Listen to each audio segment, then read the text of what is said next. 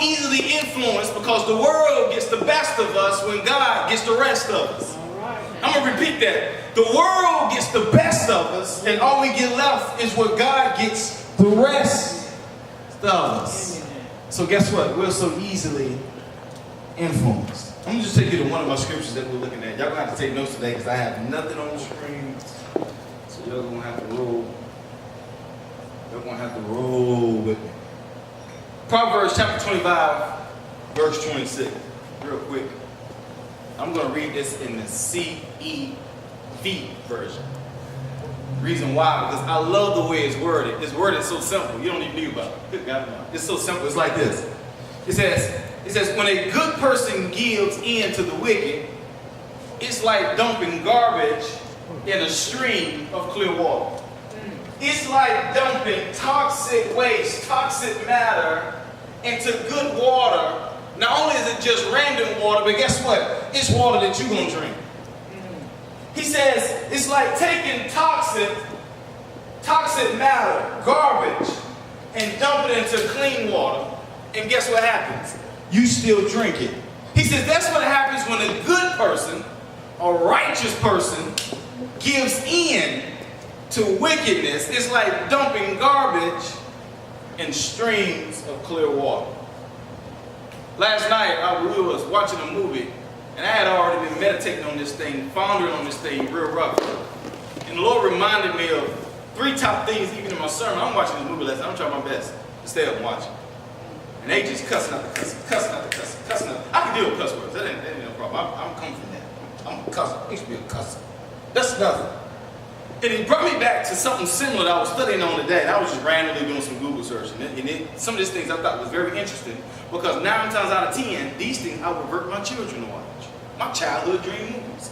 Number 1 was the Karate Kid. You remember the Karate Kid? Karate Kid, Toy Story 3. And me and my child have watched this together.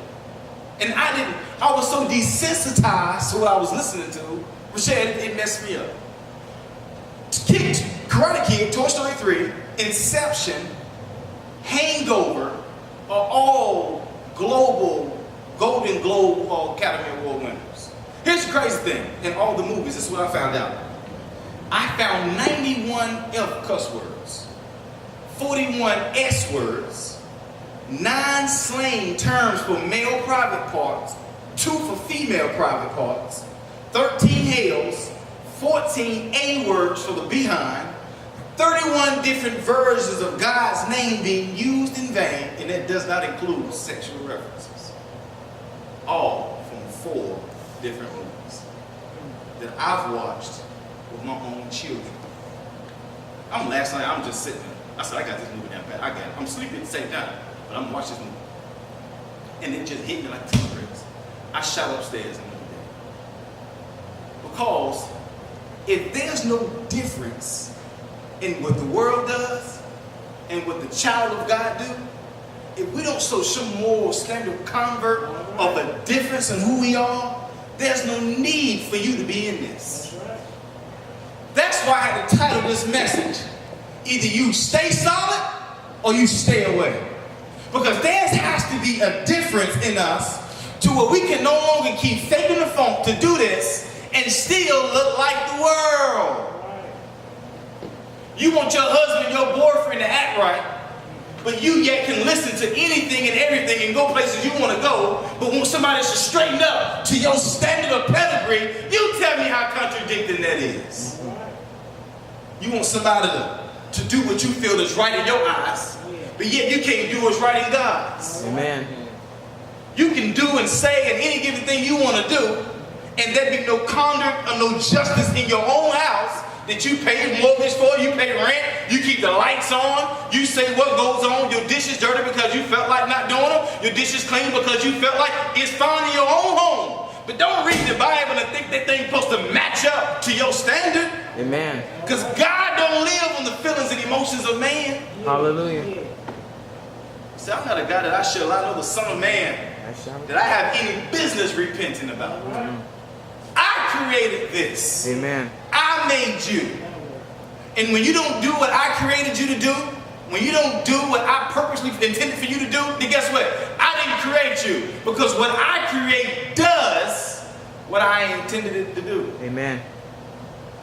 Tell your child to do something and they don't do it. See if you won't flip. That's my child. I told you to do it. I'm the adult. You the lesser.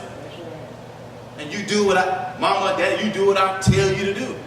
And if you don't, there's some consequences. That's why I thank God for the grace of God. How I got up here boastfully yelling and screaming. God ain't like that. He tell you, he asks you to do it. You don't do it. There's consequences. But let me tell you about the difference between my consequences and God's consequences. My consequences don't have patience. And that's what makes toxic matter so poisonous.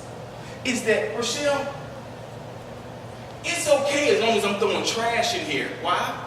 Because it has a lid on it. I don't smell the issue. But the moment you open up a trash can and that matter just hits you, you're like, whoo! The first thing you do is what? Barely close it. You wait for him. Because you don't have time for the issue of what it is. You know it needs to be cleaned out. But guess what you keep doing? Closing the lid. Little do you know, over time, guess what's happening? It's getting worse. A lot of us are like that with our friends. Let's be real about it. A lot of us got some toxic friends. But guess what? We're so engrossed with the smell of it and we like the company of them. Guess what? We keep them around. A lot of you know you ain't got no good friends. Your social media friends, you would not tell somebody else we hang together, we talk. Why? Because they toxic. They so messed up as an influence in your life, you know it. The only thing they is good for is a news feed. Just the very moment, and you keep strolling. Man, I was going through my news feed the other week, man, I started deleting some folk. I said, y'all got to go. Because either in me, I got to learn to stay solid, or I got to stay away from it. So I got to make a decision. Either you got to go, or I do. It's got to be a decision, got to be made. When you dealing with some toxic, it's no more counseling. It's no more sitting across the table. It's no more. Let's try this medication. Let's try that. Let's see what the doctor say. We to a point now where we got to start subtracting some stuff because it's damaging you. Not only is your eternal messed up, but now it's showing. Now you show up to work. We know you're depressed because we see it all in you, and you're dealing with issues here, but they're showing here. It got you so messed up when you crying at work in the break room and folk wondering what's going on, where you at, and you trying to fix your eyes and stuff before you get seen. But can I tell you, you're toxic on the inside. You messed up. You fighting for something that don't want you. You trying to hold on to stuff that don't need to be held on to. Can I remind you, I got 3 things I want y'all to remember. I got 3 things I want you to write down. I want you to remember this. 3 things to remember. Here's the first one. Perfume is good for smelling, but it's poisonous to the body. Perfume is great for smelling. It's great for an attraction. I love how you wear it when you walk by me. But can I tell you, it's poisonous to your body. Number 2, just because everyone does it doesn't make it right. Number 3, just because I could doesn't mean I should. We'll talk about toxic influences. Some toxic influences today. Some toxic influences. Toxic means anything containing poisonous material capable of causing serious sickness or even death. Who would have thought that cologne and perfume was so toxic that what it can do to your body if you refuse to drink it, or if it was to get into your eyes, but yet we spread all on our body? Who would have thought that, Stroud, that after you've eaten a banana, did you know that what the banana is kept in the peelings, that after about 9 days it's poisonous, but you ate the contents and what it was inside? Who'd ever thought that driving the car was actually poisonous from the gas that poops out from the back of the car was polluting the air, but yet we hop in it every day? Who'd ever thought that the air conditioner, Freon, that blows into your car, that just blows your life away because it's so hot outside, that over a matter of time the radiation is poisonous to your body? But yeah, we turn that thing up as soon as we get in the car. We're going to do that, Pastor, right at the church too. We turn that thing right back on up. Because it's hot. But so how we feel momentarily, we don't care about longevity because we're worried about our right now.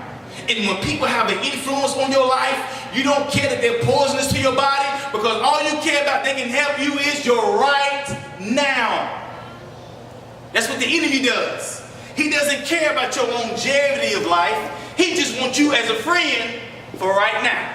Because he knows if he can get foot inside on you right now, then he can dictate where you go. Then guess what? Changes your direction of where you ended up later. He knows that. So all he needs to do is just be able to be influential on you right now. He don't need to be in your life long. He just need a minute. Ask Eve.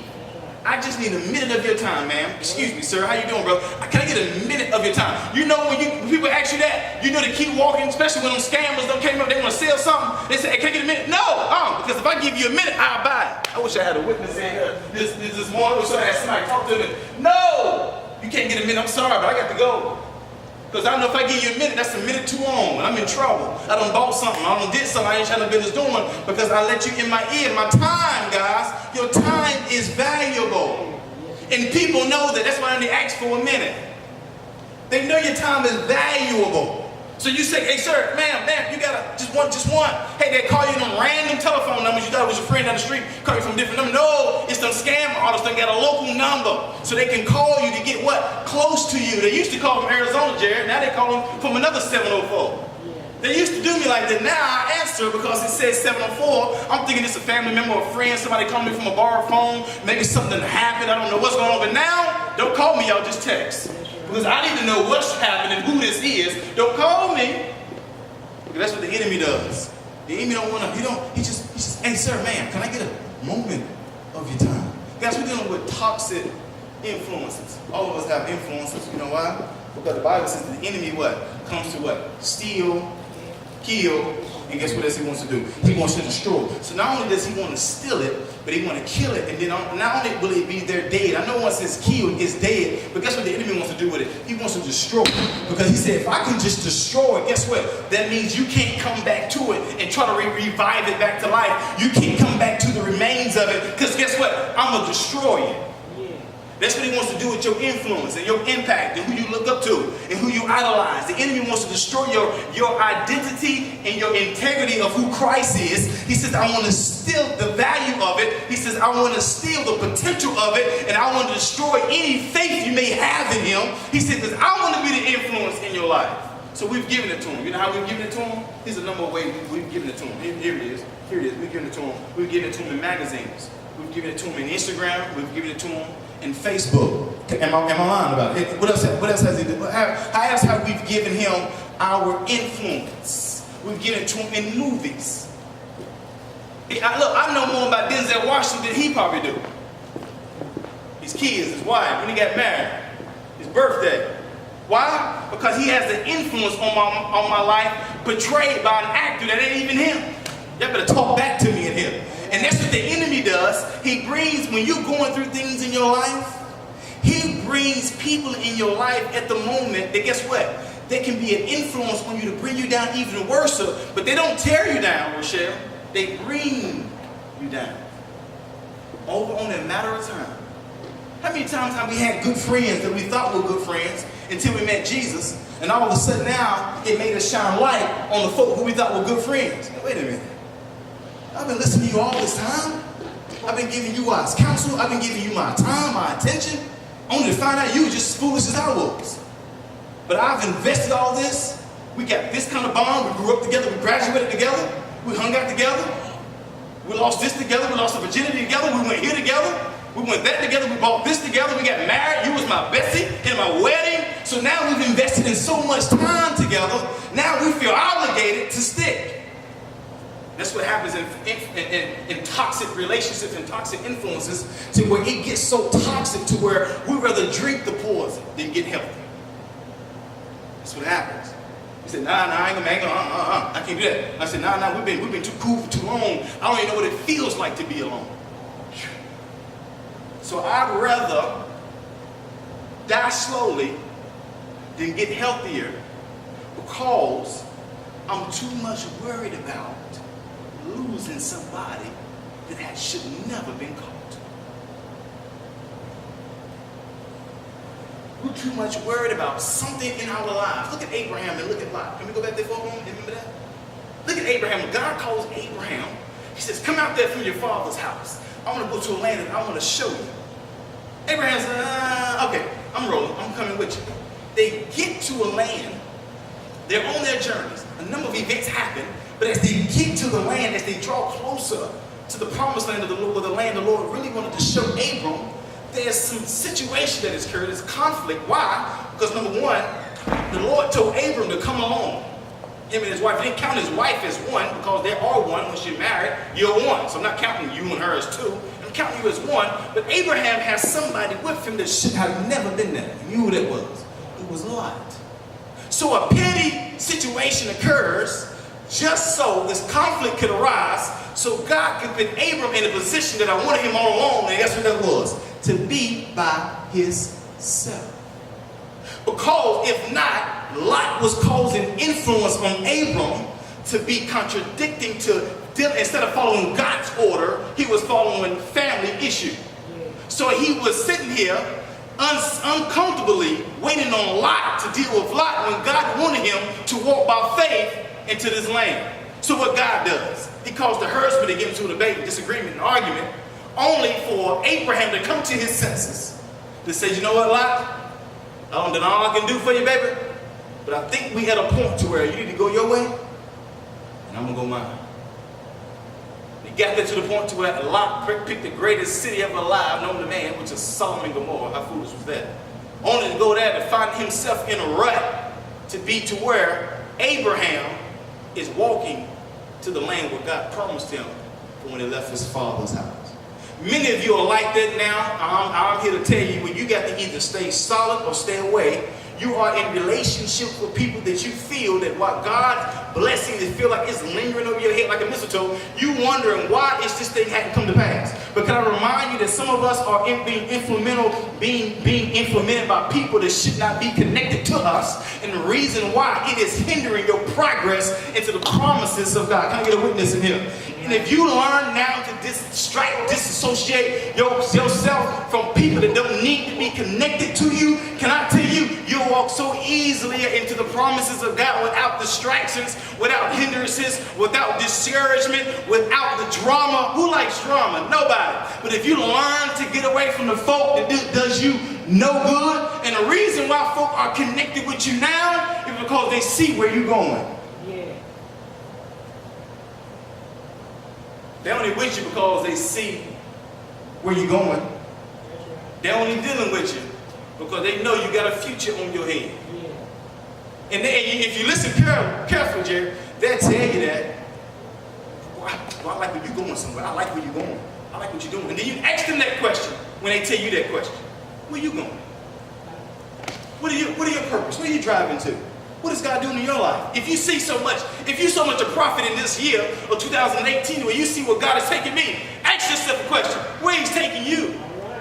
Because if you can see into the Fruit Loops of the future for me, why can't you see into the telephone? Why can't you see into the future for yourself? But you got a word for everybody else. You got to watch out for them type of people.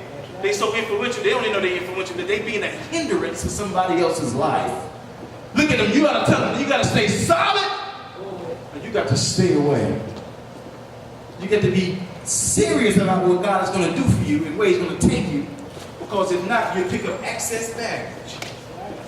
You pick up so much baggage that you don't even realize what's happening. In which the Bible says the enemy comes to steal, kill, and destroy. I'm going to remind you all that it's 2018. So we know that the enemy isn't going to come at you with pitchforks and knives. He's not going to come at you in a toxic overall jumpsuit, telling you, man, let's do this, let's get away from them, man, they ain't no good, stay away from them. He's not coming at you like that. He's not coming at you. Child molesters groom kids. That's what the enemy is doing to us. He's grooming us. He reels you in. Hey, baby, you got some candy. That's what the enemy does to you. He knows what you like. He knows what you like. He know I like Snicker bars. He knows I like Snicker bars and peanut M&M's, only the peanut, not the plain. He knows I like that stuff, so he just reels me in. My wife got me the other day. I was walking around the house, I was wanting something to munch on, and I just randomly, look, let me tell you how crazy it is. I just randomly opened the freezer, because that's where I put them at when I get them. I put them in the freezer first, and then I opened the freezer, guess what? There it was. It just, Snicker bar, it said Snickers, and it was like gold stars just floating over top of it. And I don't know whose it was, if it was for me and not somebody else. I didn't care at the moment because I seen Snicker bar. And so you know what? Never me. And that's how the enemy would do you. He'd just lure you. He know where to put it. They better talk back to me this morning. He know where to put that temptation for you, so he can just lure you in. You want to get my son CJ? Pick some cereal on the floor and leave a trail. Watch it. CJ come right behind you. Got it. Got it. Got it. Just leave a trail. Got it. Got it. That's what CJ do. He come right behind you. Trail. Got it. Got it. Got it. He ain't gonna ask who's doing it. He don't care where it's coming from. He just gonna follow that cereal. He gonna follow that trail. Got it. Yep. Here it is. Got it. Got it. He gonna follow all the way. And then when he get to the end, he gonna look around for the rest. Where it is. That's what the enemy does in the moment of deception. That's what he does. That he lures you. He's grooming you. He sits back. Y'all, listen to me now. He sits back and he studies you. Man, she like to do this. And at this time of the day, she gets frustrated easy. What could I do? What could I do?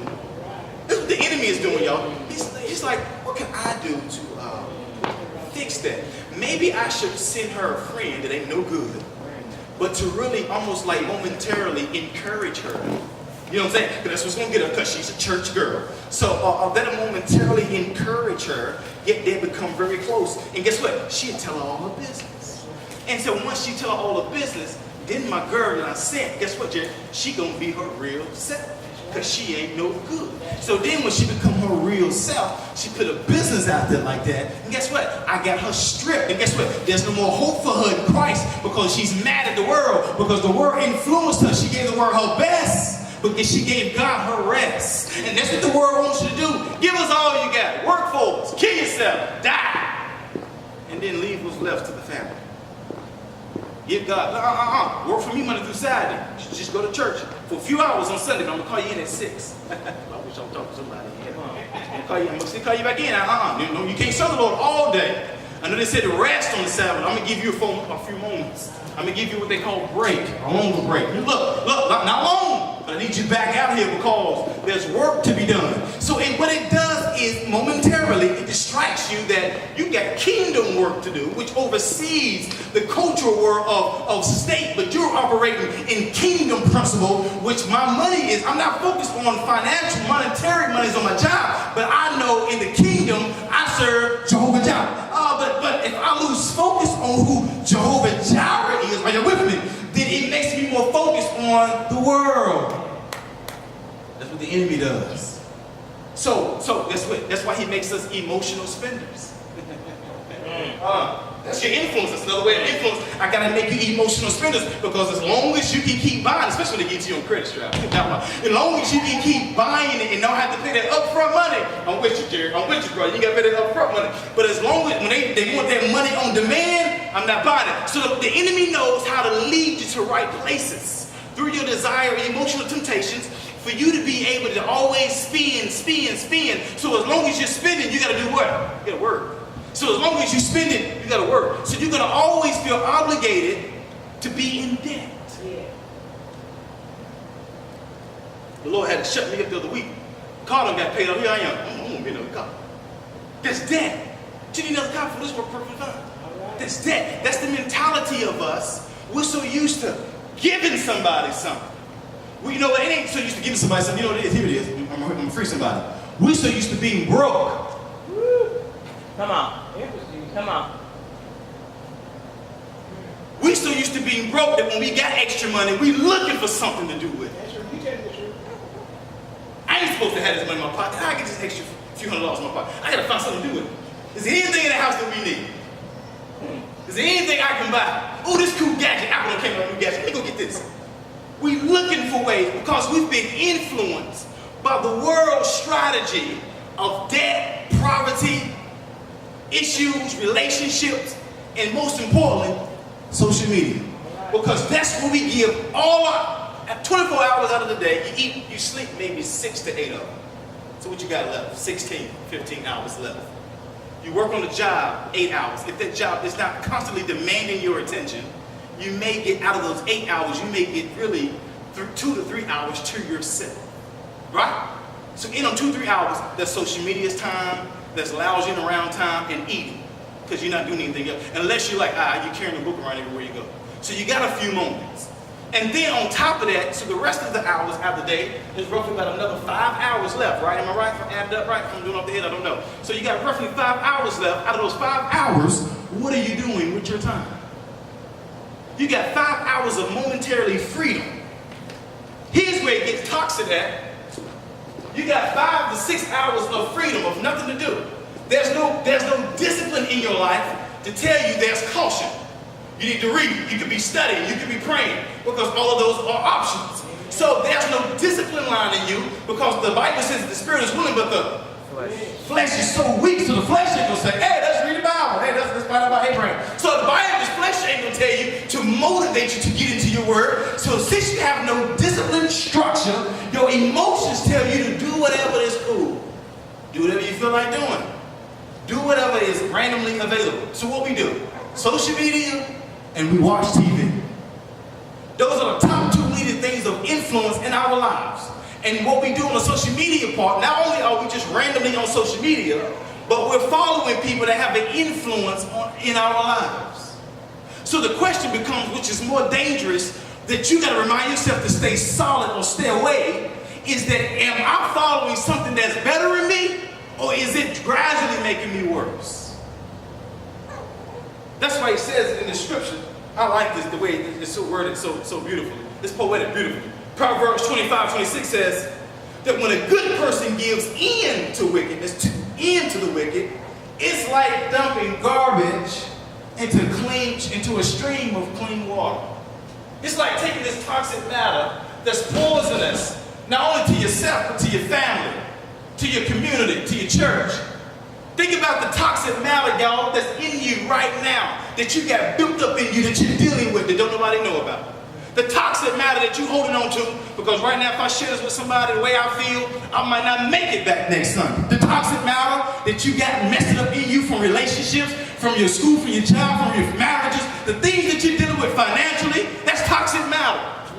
And I promise you, if you got an opportunity to just pour it out, you'll pour it out on yourself, and guess what you end up doing? Poisoning yourself. Can I tell you one thing you're doing? You're poisoning yourself by keeping it in you. Poison, let me help y'all out with this definition. Poison is only hazardous if it's in you.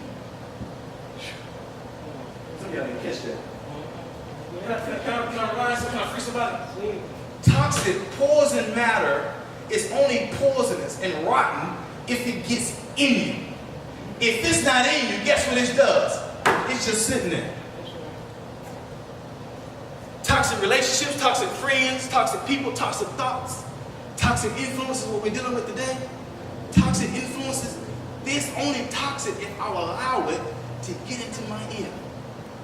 It's only toxic if I allow it to be an impact in my life. As long as I can stay in the Word, as long as I can give in to God's counsel, can I remind you something? As long as I can stay on my knees in prayer and discern the thing of that when I see a rat coming and I can see a snake when he's fixing to fall, then I know to be able to discern that this person, this thing, this place, this matter is toxic in my life, and I got to stay solid enough to stay away from it. Can I get an amen in here? You got to be strong enough in whatever thing that you connected yourself with. I don't care what job you apply for. I don't care what financial settlement you about to sign for. We've got to be discerning enough to know that this could be a toxic matter, not for today, but for down the road. This thing right here may look good, me buying it now. I tell you that we're just as rotten in us. We continue to live, keep this thing eternal. We continue to keep this thing under wraps. If we continue to not confess this fault or these sins that we're dealing with, if we continue to walk around and we nothing but big disruptive trash bag. Can I tell you that the people that come by to pick up your trash on the streets, even though he got everybody on your street trash, can I tell you he don't hold on to it? Look, he may come by and get it at the same time, but can I tell you, at the end of the day, he takes it to another place that can hold it all. And that's why I thank God, as my God I serve, he's a garbage disposal. That even though I got all this junk in my mess, I'm polluted, I'm rotten on the inside, the Bible says in the flesh dwells no good thing. And I thank God that there's a place that I can put my issues, I can put my problems, that whenever I'm dealing with some stuff, I got a place where I can dump it. And don't have to worry about sin to get back to it. Don't have to worry about, reliving the past. Somebody say toxic influences. Toxic influence. The toxic influences, y'all, is poisonous. They're rotten. It stinks. It may be all right drinking it down. It may not do nothing for a moment. It may not do nothing for a day or two. But can I tell you, at the end of the day, it'll leave you sick to your bones. Just because everybody else does it, y'all, don't mean you can make it right. Just because everybody else does it doesn't mean you can make it right. Scripture says, I'm reading this in Romans chapter 12, verse 2 in the Message version. He says, do not become so well adjusted to your culture that you fit into it without even thinking. Instead, fix your attention on God. You'll be changed from the inside out. There it is. Readily recognize what he wants from you and quickly respond to it. Unlike the culture around you, always dragging you down to its level of immaturity, God brings the best out of you, develops a well-formed maturity in you. That was Romans 12:2. In other words, everyone is watching you. Everybody is spies. Everybody's watching. In Numbers, we talked about before. In Numbers chapter 13, the Bible says the Lord sent spies into the land. And the people were what? Watching, the Bible says. They were watching. Can I tell you, that's what culture is doing to you and I? We may dress like culture, we may look like them, we may drive what they drive, we may be chilling like them, our lingo can match it, but can I tell you, our belief doesn't change. My values doesn't change.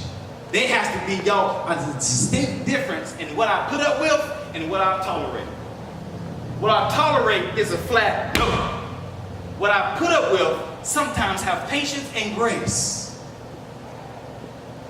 We pick on her for a minute. She's a store manager. As a store manager, you have to have a little bit of grace. And you can't be so hard stern as if they were your children, getting on your nerves. Because so every now and then, y'all know. Every now and then, kids can get so on your nerves to where it feels like the moment of patience that you had runs out. You feel like you're tapped out. And you do is grab the switch. That's what I say. Switch it. So sometimes that's all I gotta say. Have no intentions in hitting them. I'm just able to switch it. And they automatically know because the pain is a reminder. Sometimes that's what happens with us in the faith. It's because we don't have a reminder of pain or persecution. So that's why you can hear a hell-fiery message and your life straighten up for the moment. Woo, I gotta get my life together when I leave here. And by Tuesday, Wednesday, it rubs off. You're right back to doing what you were doing before you heard the message. And you ask yourself, I just stopped doing how I find myself. Because you have no reverence of fear. Your reverence of fear is only momentarily when you hear it and not after the presence is gone and the feeling is gone. How do you operate on integrity when the feeling isn't there? The first thing you do when you go to a new job is do what? Find you a friend. Jerry, you gotta find that one friend. Because you can't walk around your job every day, eat lunch by yourself every day. You gotta go out to lunch by yourself and have nobody to speak to every day. You need one friend, don't you? You need one person, one cool girl, homegirl, your homeboy you can talk to every now and then you can ask about the job. Like, who is that? How they do this? How they act? How they do this? You need that one friend. But why is it always the one negative one that comes first?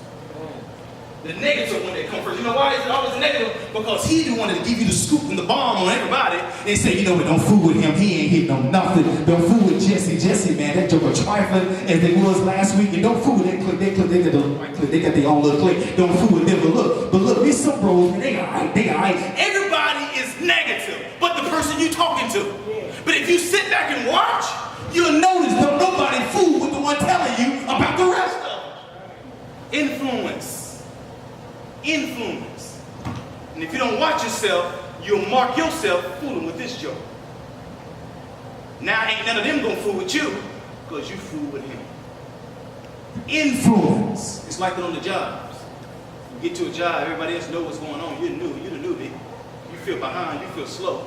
And Jerry, that's like they're teaching you. But it's like they're teaching you to you, you ain't catching it, making you feel slower. And you're like, dude, I just started. Like, what do you want me to do? Like, I don't know. It's the influence that they have. And they make it so bad, they want to pitch you into a place to where now it makes your confidence that much lower, your self-esteem drops that much lower, so now it makes you want to give up. It ain't that you need to give up, baby. You just need to stay confident and affirm and stay solid in who you are and stay encouraged in where you are at the moment of the time of the situation to remember that, you know what? Greater is he that is in me that is he that he is of the world. Greater is you. And they don't see that greater because they're too busy being influenced by what's around. That's why they don't see it. That's why they don't see the greatness in you, the potential in you, who you are, the mother that you are, the daughter of the king that you are. They don't see the business about to open up for you, the dreams and the gifts and the talents that you operate in. They don't see it because they are distracted by the world. It's too much toxin in them to see it. They're too busy being influenced. This last one I'm done. This last one here. It says, just because I could doesn't mean I should. I don't care what it could be. It could be a 90-minute drive on the fair. It could be more than one exam. You can get, the Bible says right here, I don't care what it may be. Just because I could doesn't mean I should. Just because it seems innocent to do it doesn't mean I should. Just because I got the money at the time to buy it still doesn't mean I should. Just because it's an opportunity I feel that I want to do and I'm grown, I can do what I want to do, doesn't still mean that you should. 1 Corinthians chapter 6, verse 12, it says, everything is permissible for me, but not everything is beneficial. I'm going to reread that first line. Everything is permissible for me, but not everything is beneficial. Everything is permissional for me, but I will be not mastered by anything. I'm going to read that last one again. Everything is permissible for me, but I will not be mastered by anything. Paul is telling the church that even though I got a right to do it, I can do it with my grown and bougie self. Even though I can do it, what I will not do is, I won't do it because I don't want to be mastered by whatever the thing it is. You want to know how strong you are? Whatever it found itself as a weight or an addiction in your life, break it. Just try to break it. And remind yourself that I won't let my job, the hours in the schedule that I work, I won't let my money ever speak for me. My wife will tell you, there's been times I had to turn down a job. I don't have to tell my job. Like, look, man, I have a ministry. Yeah, I do. I want to work, but I have a ministry too. I won't let my excuse be, oh, I got to work. Because when I'm at them gates before the Lord, he ain't going to hear that. Oh, if that was the case, Jerry, I'm sorry, Jerry. If that was the case, why didn't you just tell me? I could have changed the hours. Why, if that was the case, then why didn't you tell me we could get you a new job? If that was the case, then why didn't you tell me we could have made some arrangement? If that was the case, then we could have removed it. So we have to be careful, and that's why I thank God for His grace, because even when we're blaming life on a situation, it can be family. I know, I talk to a lot of guys, y'all, hundreds of guys, and the first thing they tell me, man, my family, my wife. If she's the problem, let's talk about it. Let's talk about it. Because if there's a situation that's hindering you from doing what God told you to do, then what you're doing now, you're at fault, and it will never prosper. So can I tell you, the very thing that is hindering you from moving forward in the eyes of God to be prosperous, business, whatever it may be, can I tell you, it'll run for a short while, but it won't last. You'll sleep good tonight, and maybe tomorrow night, but it won't last. And when sleepless nights come, and you tussle and rustle in the bed, where are those influential friends that you get? Ask Job when he was dealing with what he was dealing with. Kids gone, house gone, cattle gone, The only thing he got left is that nagging woman that told him to do what? Curse your God and die. That's for you to know who's influential in your life. That when you at the bottom's bottom, they tell you who you really are. They tell you who they really are. Or they tell you about themselves then. But you gotta get the bottom's bottom first, baby. You gotta get to the bottom. So they can expose the true character of you. Then old nasty Job's friends. Oh gracious, how lovely that they were. Here come Job's friends, trotting down the mountain on the horse, wild horse, trotting down the trail. Here come Job's friend. He can see him from afar. I bet he had 3 headaches by the time they got to him. Here they come. Oh boy, you been saying. What you done did, Job? Tell us, talk to us. Oh, you done did this. I told you you should have done this. I told you this. I told you that. Job sat quiet. I haven't done it. Job trying to figure out, what have I done? Trying to put the pieces of the puzzle together. If I have done something, but what would have been? I prayed for my family. I kept my children straight as much as I could. I kept everything. I honored unto the Lord. I cold shouldered evil. I done what I know to do. I don't know. I'm a wise man. I'm old in my days. I don't know what else I could have done. I'm not young no more. I don't get it. So what could I have done? And then ask the question. One of Job's friends closes it out. I love the Bible. One of Job's friends closes it out. If you have done something, it'll be revealed. And then there was, moments later, Job's friends gone. The Bible says that the Lord did what? He blessed him double from what he had before. I'm going to say this to you in my closing. This is going to sound painful and bitter to some, but it's life. I read the end of Job's story, and I'm deterred by how I read it from the beginning. Because in the beginning, he didn't get back in the end. He got double everything.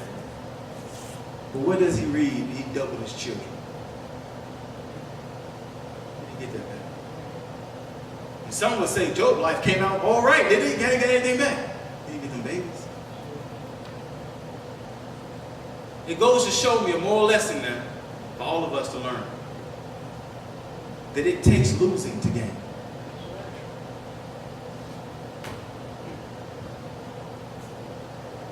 It's going to take some time, y'all. It's going to take losing to get ahead.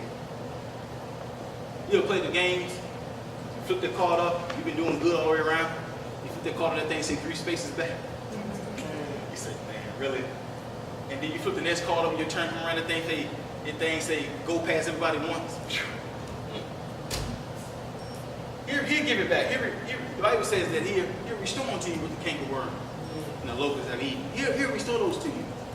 But can I tell you, sometimes people take losing in order to gain. I want to remind you that when you go into this next phase of life, like Abraham and Lot had to separate, Abraham had to lose Lot in order to get to the promised land and where he left in the beginning.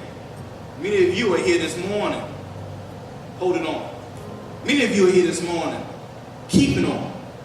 And many of you are here this morning because God is taking you somewhere. But can I remind you the very thing where God is taking you? Maybe some of you may be carrying something that's very toxic. Maybe carrying something that's very poisonous. I believe we're to come to a place today that's a good resting point in the story of your life today where you can pour it out.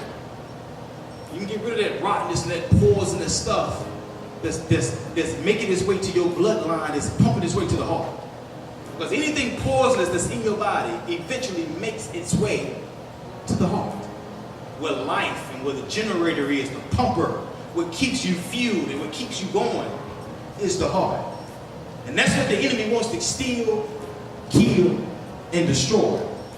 What your drive is, your motivation, your purpose, what wakes you up this morning, what allows you to deal with drama and to still keep a smile on your face.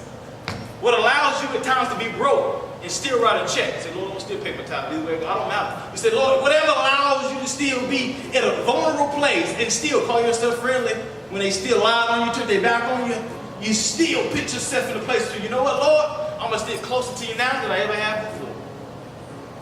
Say, Lord, I'm going to stay solid in this thing. And what ain't solid, you got to stay away. Anything in me, Lord, within my own life that's not solid, it has to stay away.